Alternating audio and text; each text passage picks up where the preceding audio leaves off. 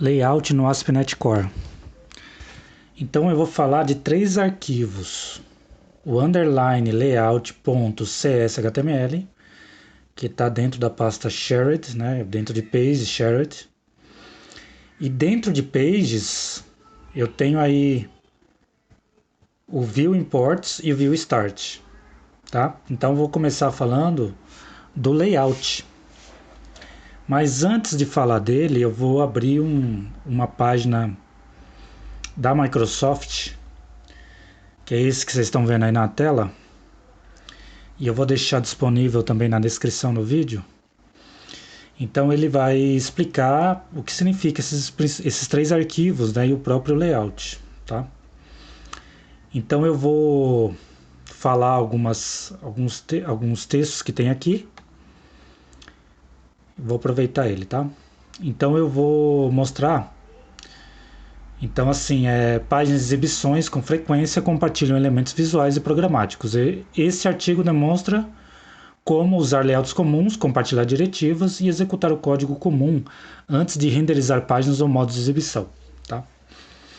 Então ele mostra aqui o que é o layout, um layout comum aí de qualquer página web, que tem cabeçalho, navegação da esquerda, conteúdo e o rodapé, né, que é o footer.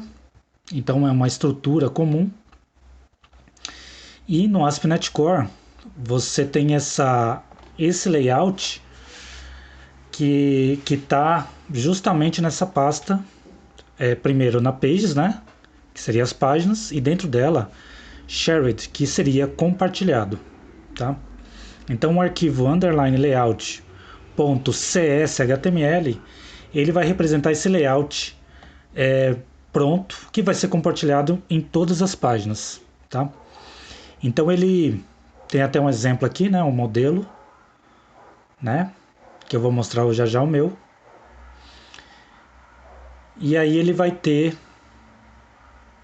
né, assim no meu arquivo aqui, né, ó. Então ele vai ter a estrutura normal.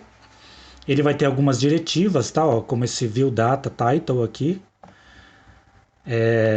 E esse render body, tá, para renderizar a página, tá bom?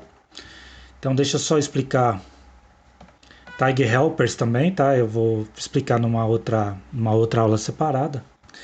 Então aqui ele vai ter HTML e algumas diretivas, né, que vai representar o C# dentro do HTML.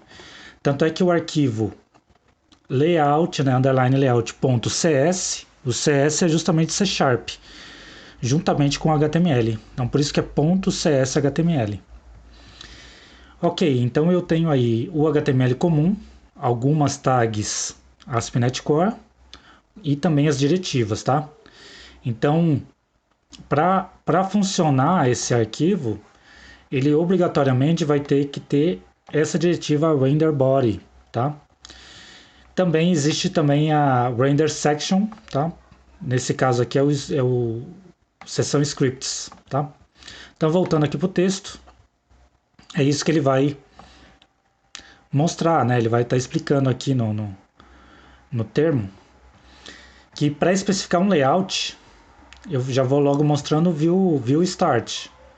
Então esse arquivo view start é ele que vai startar ou vai especificar que o layout é justamente o que está dentro da pasta shared, né? Layout é justamente o underline layout. Então ele especifica que esse é a estrutura de toda a página feita aqui no ASP.NET Core, tá? Então o view start vai iniciar esse layout. Se eu comentar aqui e tentar rodar o código, ele simplesmente não vai funcionar esse layout nas páginas, tá? É só você fazer o teste, tá bom? Beleza. Então voltando aqui no texto, aqui ele está falando das seções, né? Assim como o render body, né? Então inclusive tem aqui, ó, esse pedaço aqui é importantíssimo, ó. Por padrão, todo layout precisa chamar o render body. Sempre que a chamada render body for feita, o conteúdo da exibição será renderizado. Então aqui no primeiro arquivo, no layout, ele precisa existir essa diretiva, tá? Então mais para baixo, aqui ele estava comentando do arquivo validation script partial, que na verdade ele é uma partial view, que eu vou falar também em outro vídeo. E mais para baixo eu tenho o view import. Então eu vou compartilhar algumas diretivas aí aqui no nosso ASP.NET Core, tá? Então o view imports ele vai ter as principais diretivas, os principais namespaces, né? Ou a tag helper especificada nesse arquivo. Então todo o projeto vai usar o carros.crude.pages, né? E as tag helpers. Então ele é designado nesse arquivo, tá bom? Então aqui tá bem explícito, né? Exibições e páginas podem usar diretivas para importar namespace e usar injeção de dependência. Então essas diretivas compartilhadas por diversas exibições podem ser especificadas em um arquivo que é justamente o view imports, né? Underline view imports.cshtml, tá? Então ele vai ser um arquivo comum para todos os demais arquivos.